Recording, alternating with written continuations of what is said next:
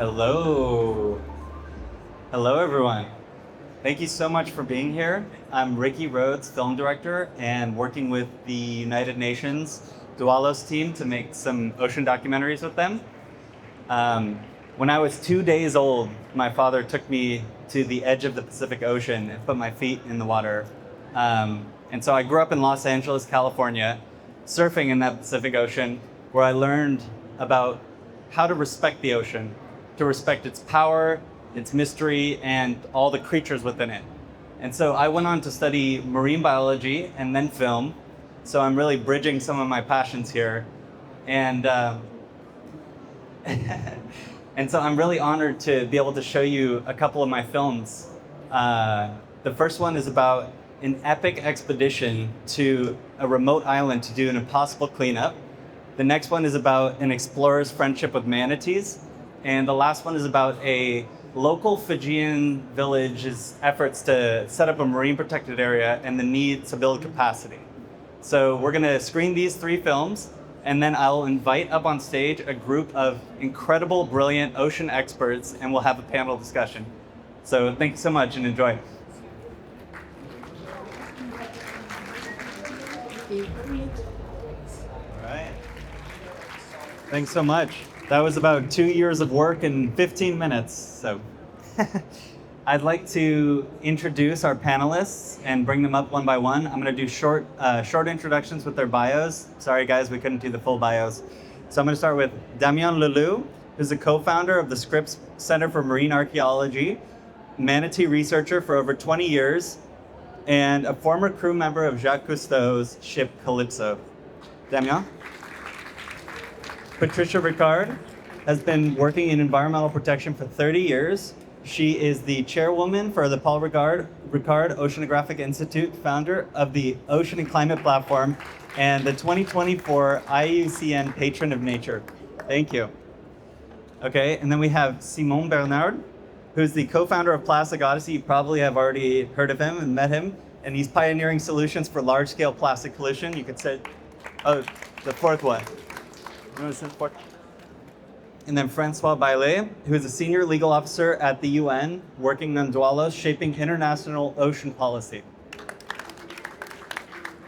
And then we have Gaelin Rosenwaks, a marine scientist, explorer, photographer, filmmaker, and author, and she founded the Global Ocean Exploration, and she's the author of Sperm Whales, the Gentle Goliaths of the Ocean, and filmmaker behind Finding Physty. All right, thank you so much. We don't have much time, so I want to jump right in with a lightning round. So it's a quick one, it's a fun one. What's your favorite form of ocean life and why? Damien? I guess that I have to say manatees. They are chubby and charming. Patricia? I had so seven the bed of the nature was, and I was finding as dolphin at the front of the boat. And today it's the other system, the living animal that's the global ocean. Fantastic. Well, I actually have exactly the same answer as my friend here. So that's a lightning round. Yeah, how to say? I'm dreaming of seeing those guys, waves and big mammals. I've been around the world and haven't been at the right place at the right moment, so I'm really looking forward to experience this amazing moment with the last big animals on the water. You'll get that. I'm gonna have to say sperm whales. So they sort of captured my heart entirely. Fantastic. All right, I would love for you to give us a quick but high-level overview of the work that you do in the ocean space and the greatest challenge you face within your work. Damien? Just like a minute or 45 seconds. So I guess we'll be talking about manatees. The highest threat would be that there's only 6,000 of them left, which when you're on the ground, people seem like it's a lot because they're surrounding you every winter from November to February. But the reality is that all it takes is one virus to wipe out the entire population. And we saw it in the past 2 years. There were 8,000 2 years ago, and now there's only 6,000 left because of the red tide, this algae bloom that becomes very toxic and removes the oxygen from the water. So yes, it's a success story because we went from 1,000 manatees to 6,000 in a matter of 30 years. But the reality is that 6,000 is not even the tiniest village population in terms of human scale. So yeah, that would have to be my answer. I don't know how many minutes I have. Oh, yeah. Okay, so I said my fight today is to raise for blue philanthropy, to bring awareness to the industrial sector, and to do what I call the Magic Square. It's a program supported by 4 pillars: science, scientific leader, the economy, the companies, NGOs, and medias, and the unions. And then the 4th pillar, institution and territory, because those are 4 pillars you need to really make a change. Fantastic. Okay. I basically throw myself at building capacity, developing hydrogen and world. So that's the passion. That's what I throw myself at. Currently working with the United Nations through these programs and assistance. Big shout out, there's a many of you in the room that have some of you were in the film. And really, the challenge is scaling. There's a lot. Capacity is lacking across all aspects of our interaction with ocean, from ocean literacy through science, through policy, to the law, to governance. So that's really the biggest challenge, is mobilizing attention on how important it is to build capacity, not just tell stories or find some doubts. It's a combo, right? And as far as we've been going around the world about an exploration vessel to study the best solutions to reduce plastic pollution at roots. And we've just started this new program in collaboration with UNESCO to study, restore, collect plastic on UNESCO World Heritage Site. So Henderson Island was the first one. We are looking forward for the next expeditions. And on those very remote, how to reach places, there are big challenges. First of all, to reach those places, then to live without harming the environment, and then finding innovative techniques to extract the waste, collect and extract the waste, which is sometimes very hard because of the coral reef of harsh weather. So we have to be creative to be able to do that, but also very be careful about not damaging the coral reef and the life. So it's really pretty interesting missions for the coming years. And I was an academic scientist, and then I was frustrated that nobody knew some of the work that scientists were doing to understand big global changes. So I now photograph and film research expeditions around the world to try to engage people to know what we're doing to help save our planet and to understand what these changes are. And currently I'm working on a large project on sperm whales because it's a very great entry point for people to really connect. The sperm whales, they have a curiosity about us and we have a curiosity about them. Fantastic, thank you all. Okay, the next question is, which ocean issues are the most pressing and where is the most leverage to have the most impact? That's a very wide, complex question, but the entire diversity is at stake, so I don't think there's a specific site which we can say this is what needs to be targeted to be protected. But the idea behind protection would be the very protected area, for example, would be a fantastic way to start. And speaking from experience, I had work in China once where we started protecting the land that had been completely deprived of any life. And within 3 years, we had an incredible amount of biodiversity coming back on its own. So the ecosystem became very healthy after only 3 years. And I'm pretty sure if you give a chance to the ocean to be protected at an international level, that would be a way to start something. So no, I wouldn't have a specific geographical answer to give, but on the global scale, protecting the ocean is definitely will be the right step. Fantastic. Well, ultimately, I think it's really fighting climate change, but we know now the planet is affecting the ocean so hardly. There's no way we can cool down that ocean. It's not with the plankton, and we're really unbalanced in global ecosystem. And then I think there's two ranks we have to do set path. scholarship science. We definitely more science, even in the deep seas and remote places.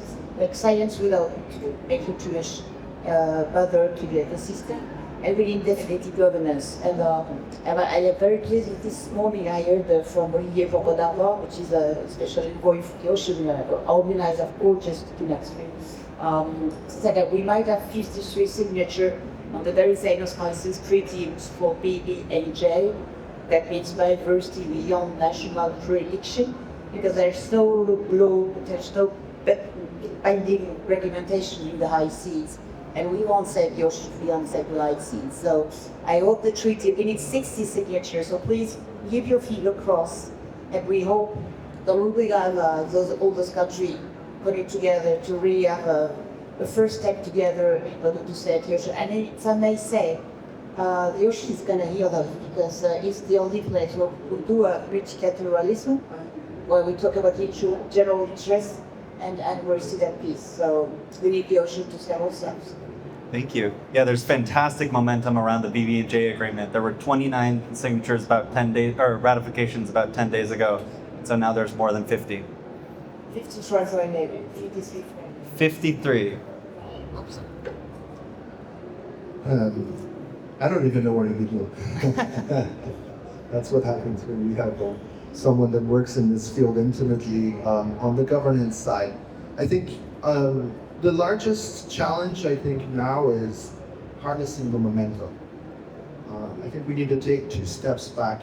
When I first started working in ocean affairs full time, we couldn't get the front row of this room full of these at Ricard. 30 years ago, we would have a coastal planner, we would have an engineer, and we might have a scientist that knows the reproductive life cycle of a little worm that's at the bottom of the ocean, or walk the ribostem. Now look at us today. That's a double-edged sword. And I think we're at a time when we have very little time left. The window is closing. I think Sylvia Earle has wonderful narrative around that, talk about story time. We have enormous momentum since 2017, and we're overwhelming the governance system in a way that is perhaps challenging their ability to take advantage of things such as the DBJ Treaty and other treaties that are already out there. We have a lot to do. So I guess I come full circle and say capacity and harnessing the momentum, not everybody going in their own direction. Fantastic. And everybody make sure to talk nice, direct into your microphone. You can put it on your chin. Yeah, how to say it is not one specific threat, because as you said, it's all interconnected, so all the pollutions coming together and have this big impact today. So we definitely need to leave the ocean free of pollution, but that means acting globally at all the different threats.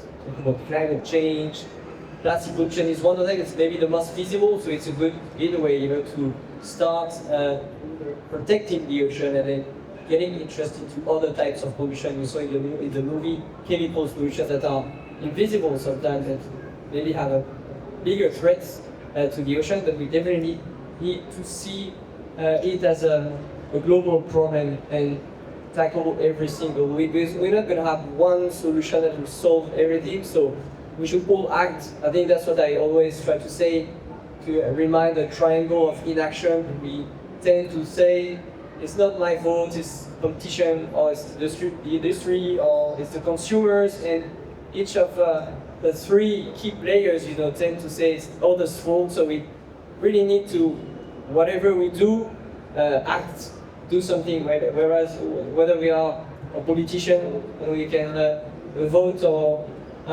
consume less, or find solution to, for example, reduce the use of plastic. So it's important to realize there is not a single action, we should all try to do something. Thank you. Yeah, I think I would just build really on what everyone has said, and that there are so many problems in the ocean that we really need to have. And one of the beautiful things about this conference is there's people working on all of the problems. And by having such a large global community that's working on each individual problem. Hopefully we can solve it. But every individual needs to learn, and we need to inspire them with curiosity through films and through storytelling. So then every single person takes a stake in it and cares, and then it's going to really drive that change. Fantastic, thank you. Okay, I'd like to move on to the next question, which is, what's the link between compelling storytelling and real-world change? Can you repeat it? Sure. The question is, what's the link between compelling storytelling and real-world change? I'm not sure if I'm going to answer properly to the question, but it's related. Sure. Scientists, no matter how interesting they can be, sometimes have a very boring way of translating their work, data collection, into something compelling enough for the public to follow and support. And so I know in terms of science, a lot of people have worked really hard to try to make the public and the politicians more passionate and more involved about their own work because they understand the importance of that work. But not being able to share it and to make it understood has been much harder than to collect data on the field, for example. And so trying to answer your question, the compelling argument behind storytelling is that it brings complex answers, complex collection of data to a general eye that everybody can understand. And so, for example, with the manatees, this is what I was invited to talk about today. We're trying to follow with a satellite tracker a mother and her calf traveling through the Caribbean and coming back to Florida every year. And the idea is to touch people on the way, to understand the story and the struggle of a mother and a calf, so that we can better try to protect them. And that's where storytelling plays a very important role, is because it attracts people into something that sometimes can be a little annoying. You don't want to hear too many bad news every time or every day, but the reality is that that's what we're facing. In science today, there are not many things that are in the green. So I guess, yeah, storytelling would be the right answer. I hope that answers the question. Yeah. Well, storytelling is education, and education can bring also emotions. That's what we do with the children in Ricard Oceanography Institute. We basically take them when they're very small, for first classroom. We keep them on the beach and then try to explain to the little things they don't see really, just to understand that it's a very living place, even if they don't see it with their own eyes. And then when they're grown up, we go to the abyss. So we, from the age of 5 to 15, we get into all the different aspects of the ocean. And I think also we need scientists that are generous, that can share their knowledge, because I think there's nothing more generous than sharing your knowledge. And we need also positive storytelling, because it's really terrible to say that everything's gone bad, because there are things that have been success. We need success story, mostly in the private sector. There are companies doing amazing things, and we need example, because example is very easy to follow. And I'm going to share something with you that really struck me the other day. I was on the Beth in Monaco, and one young woman from Saudi working with children, she said, we have to deal with a memory crisis. And I said, what does she mean by memory crisis? And she said, yes, because all the children I talked to have never seen the LCC. They don't have the images we still have the chance to have. So I think we should really all look in our old cameras, all the pictures we can find. I think we should build like a digital library or mediatek, so that the children could see how it could be and how it was before. Oh, that's fantastic. I want to reiterate that there's nothing more generous than sharing your knowledge. Beautiful, thank you. You know what? If you share it, you don't lose it, you know? So everybody knows this tomorrow. Everyone learns it. Not like sharing your pizza. Well, I agree completely with what you just said, and actually, again, it was good to pick up on some of the same things. I think, as you said also earlier, scientists have a hard time telling a story. Lawyers, policymakers have a hard time telling us. And the work that these two sides of what is the knowledge policy or the knowledge management battalion need to really learn how to tell stories to each other. And I think that that's something that we should be really throwing a lot of attention towards and supporting, because all of this momentum, all of this beautiful storytelling, including the one that you told through something that was really a governance training program. We found a story to make it understandable, I hope, to the audience.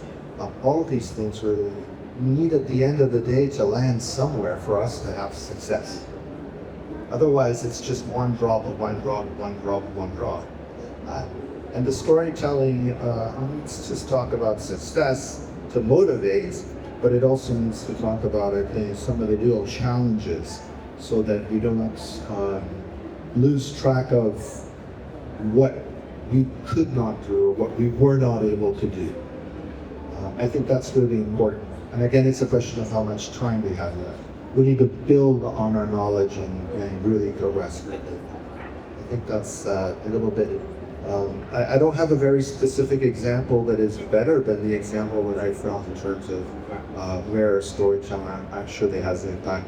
Because a lot of people are coming out to us asking for the same kind of assistance that you've portrayed in the films. Thank you. Thank you, Francois. To all the artists out there, find your lawyers and find your scientists because they need your help. Yes. Exactly. And I was really, I think, underestimating the impact of storytelling in what we were doing. So we started this expedition by, I think I was driven by my child spirit. I look young, but I think it's because I'm thinking I still have this spirit of a child.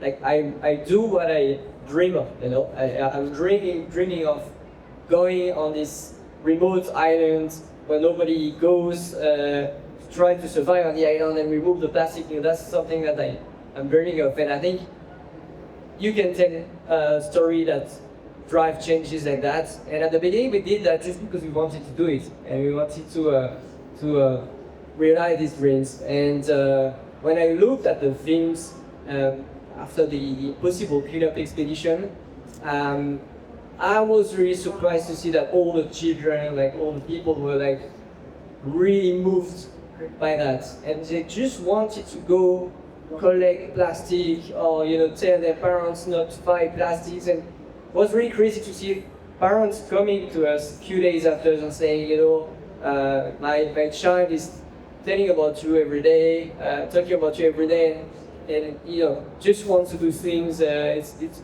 was really crazy to discover that, to see that actually, even if it's a symbol to remove waste on a remote island like Henderson, which is, I think, very important because it's one of the 50 UNESCO World Heritage Sites. So in terms of impact, that's where we need to start.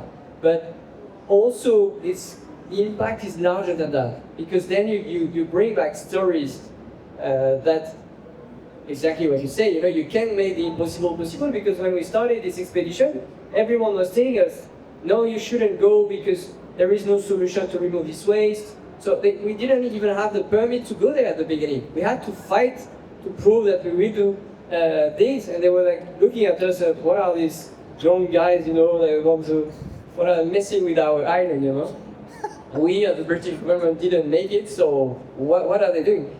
And because I think of this naive spirit, we decided to continue, and eventually we proved that we could do, with small innovations like that, we could actually do child dreams somehow. And then that's a powerful story that can inspire new generations, and hopefully we have more explorers in the youngest generations. That's beautiful. There's a lot of power in following your curiosity or your intuition. I think that storytelling is really the key to getting people to care. I mean, what we do when we're telling stories is we are trying to tug at the emotional parts and the emotional part of the story, whether it's linking up with the scientists that were then talking about whatever incredible work they're doing, whether we're showing the plastic on Henderson Island and how important it is to take it away, and then you have this beautiful environment out here. or whether I am showing, this beautiful interaction that I've had with a sperm whale, so that most people, they don't necessarily, they think about what we did, they think about the largest predator on the planet, and they think about all these scarier things about, larger sperm whales or sharks or whatever you have it. But then you see somebody in the water, you have this interaction. I spent 30 minutes in the water with a whale once, and we were like dancing through the water, and it was so incredible. We locked eyes, she was curious about me, I was curious about her. And if I can transform that either through a photograph or in film, so that it's not a singular experience, right? We need to share it with everybody. Otherwise, we're working in a vacuum. And I can do that because I enjoy it, but I get so much more joy from telling the story and seeing somebody else react to how I told that story, so that they are then in that moment with me. And that's what we do through film and photographs. That's beautiful. I wish everybody could dance with a whale or a manatee, but for now, we'll just let the storytellers tell it. So on to the next question. I want you guys to speak to everybody here, because we have a lot of people here. Some people work in the ocean space and some people who don't. So for the people who don't work in the ocean space, but who care and who want to get involved, what advice do you have, and what action can they take? Well, there's volunteering field work that works well, I guess.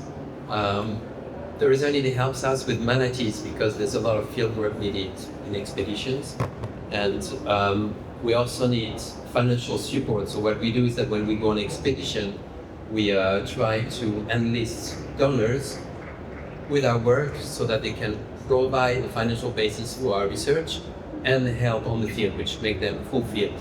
So it's not the old way of supporting an expedition where you just receive a check and you do your own things and you publish your data.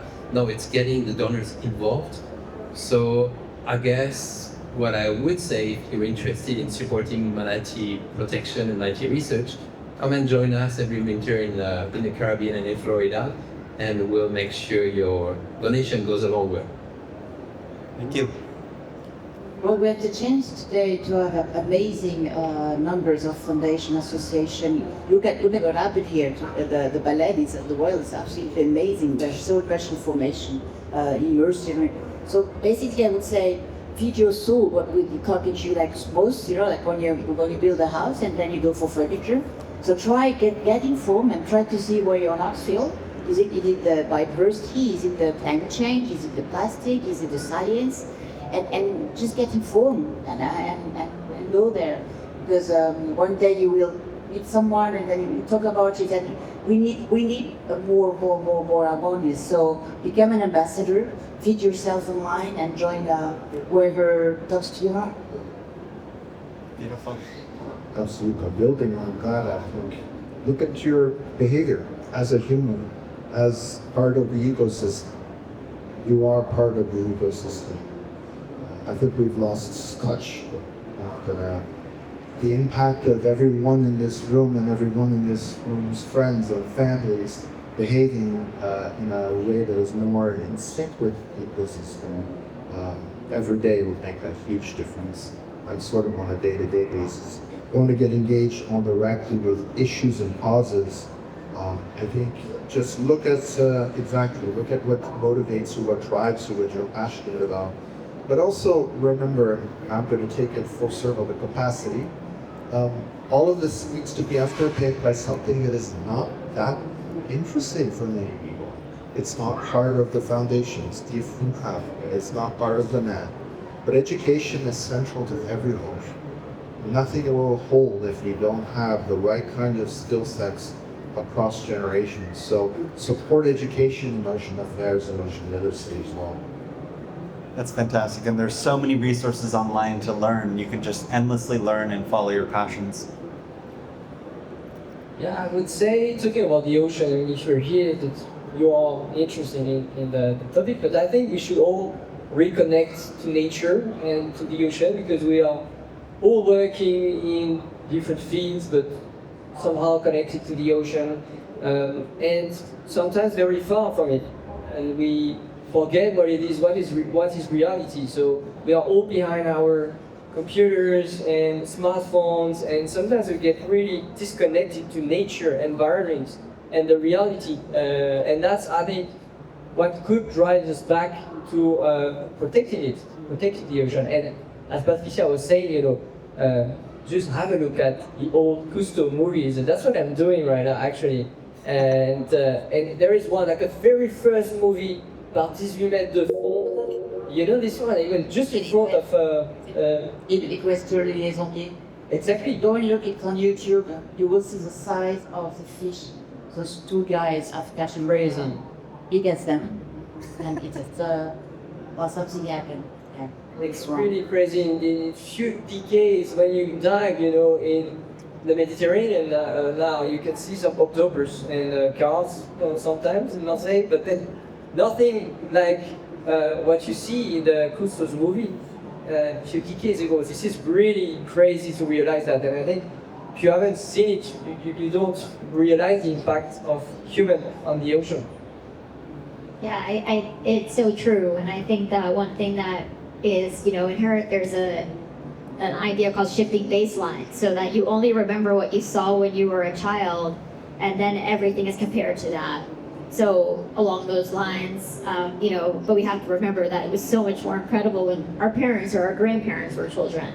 But I think, the most important thing is to ask questions. I think step one is actually being here, but then take whatever you learn here and share it with your friends, and share it with your colleagues, your parents, your grandparents, whomever. And then also just arm yourselves with the questions for things that you use and for your way that you interact with nature, because we are nature, and we can't ever forget that we are part of this global system, and we are equally a part as any fish or anything, but we do need to make sure that we are informed, that we ask questions for how we are consumers of our natural resources in general, not just the ocean. Can I just add something? Sir David Attenborough, the famous scientist, has produced an amazing movie. He's 99 years old and he's still in the movie. The movie is called Ocean with Sir David Attenborough. You have to look at that movie. It's tough. There's some really hard images, but there's hope. There's a lot of hope too. So go and look at that movie. Can we get a round of applause for these amazing panelists, please? Thank you so much for being here. Thank you so much for caring about the ocean. And feel free to come ask us questions. And I'm sorry we couldn't take any audience questions today. We went a little bit over time. So thank you so much.